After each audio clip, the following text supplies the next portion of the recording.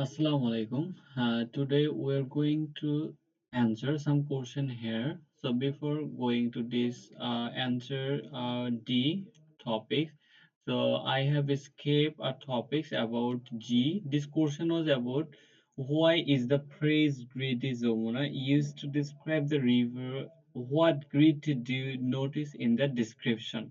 এখানে এই যে গ্রেডি লোভী যমুনা এই শব্দটা কেন এখানে ইউজ করা হয়েছে সেটা আমরা এখানে ইউজ করব। তো এটা আমাদেরকে কিছুটা একটু বানাইতে হবে।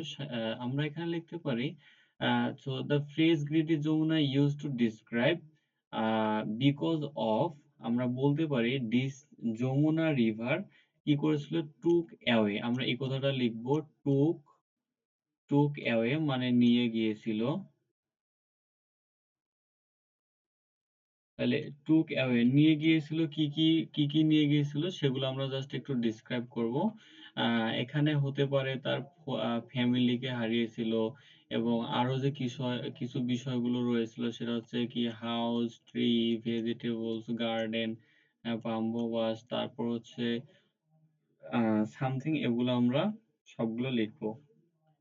তাহলে হয়ে যাবে। তাহলে আমরা মূল বিষয়ে আসি। তো এখানে হচ্ছে মেহেরজান ইজ আ টাইপিক্যাল আচ্ছা মেহেরজান হচ্ছে কি সাধারণত বা টাইপিক্যাল স্লাম ডোয়েলার। স্লাম ডোয়েলার হচ্ছে যারা বস্তিতে বসবাস করে তাদেরকে কি বলা হয়? স্লাম ডোয়েলার বলা হয়।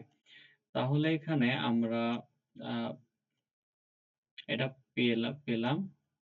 তারপর এখানে বলা হচ্ছে যে woman who lives in a slum মহিলা যারা হচ্ছে কি হচ্ছে বস্তিতে বাস করে।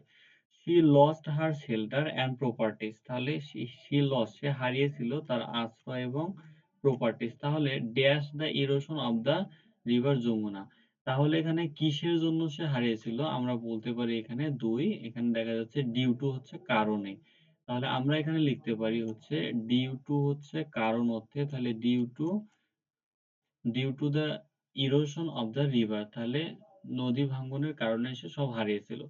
She also lost her family সে অবশ্য তার পরিবারকে হারিয়েছিল। Her husband had died of disease caused by poverty and আচ্ছা তাহলে দেখো এখানে বলছে আজ হাজবেন্ড হ্যাড ডাইড তার যে এখানে স্বামী মৃত্যুবরণ করেছিল ডিজিজে এবং প্রভার্টি কিসের মাধ্যমে প্রভার্টি দারিদ্রতা আর একটা কি ছিল দারিদ্রতা অ্যান্ড শর্টেজ অফ ফুড মানে খাবারের ঘাটতিতে তাহলে ৩ নম্বর হচ্ছে কি এখানে খাবারের ঘাটতিতে শর্টেজ অফ ফুড তারপর হচ্ছে now she is only a সে সে মাত্র এখন তাহলে কি হোমলেস তাহলে আমরা বলতে পারি she only a homeless like Mihirjan there are many people who have become যারা হয়েছে ড্যাশ তাহলে এখানে 5 আমরা বলতে পারি সেটা হচ্ছে ভিকটিম তাহলে এখানে বলা হচ্ছে বিকাম দ্য ভিকটিম ভিকটিম মানে হচ্ছে এখানে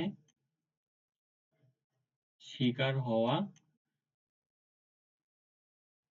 তাহলে এখানে তারা বিকাম মানে হওয়া তাহলে মিহিরজানের মতো এখানে আরো মানুষ রয়েছে যারা হচ্ছে কি হচ্ছে ভিকটিম শিকার হচ্ছে নদী ভাঙ্গনে river erosion is also posing dash to the river তাহলে আমরা এখানে বলতে পারি যে তাদেরকে স্টিল এখনো ট্রিট করা হচ্ছে ট্রিট যেটা হুমকিতে ফেলা হচ্ছে to the lives and properties of thousand of people আচ্ছা এখানে হাজার হাজার যে মানুষ আছে তারা কি হচ্ছে তারা হুমকির মধ্যে পড়তেছে সেটাই বলতেছে এখানে পিপল লিভিং তাহলে পিপল লিভিং ড্যাশ তাহলে people living dash the river আচ্ছা নদী তাহলে নদীর কাছাকাছি তো বাস করে তাহলে কি হবে কাছাকাছি কিন্তু হচ্ছে এখানে ক্লোজ টু আমাদের দিতে হবে তাহলে 7 নম্বর হচ্ছে এখানে ক্লোজ টু তাহলে আমরা এখানে 7 নাম্বারটা পেয়ে গেলাম 7 নাম্বারটা ক্লোজ টু যেখানে হচ্ছে এখানে কোথায় হচ্ছে লিভিং এখানে তারপর এখানে বলছে river are the most likely victim of river erosion each year about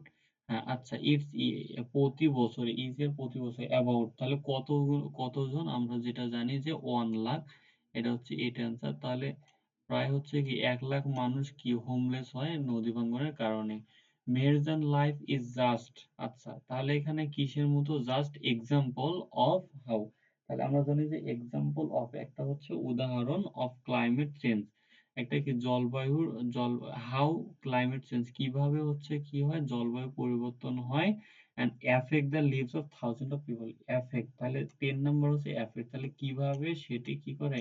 প্রভাবিত করে থাউজেন্ডস অফ পিপল হাজার, হাজার মানুষের জীবনে।